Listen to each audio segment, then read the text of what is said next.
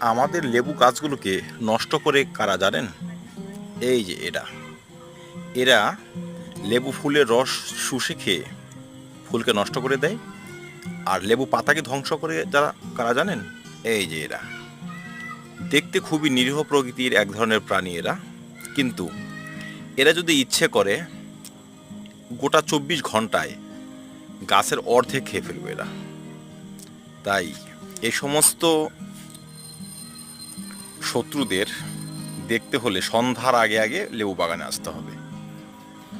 তারপর দেখবেন এরা কি চুপ করে বসে আছে, রাত্রেবেলা কিন্তু পাতা খাওয়া শুরু করবে, আর এরা ধ্বংস করবে আপনার বাগানকে। তাই এই সমস্ত সমস্যা তাড়ানোর জন্য বিভিন্ন ধরনের পদ্ধতি কিন্তু আমরা অবলম্বন করতে পারি। আর তখনই আসি কীটনাশকের ব্যবহার নিয়ে। ধন্যবাদ।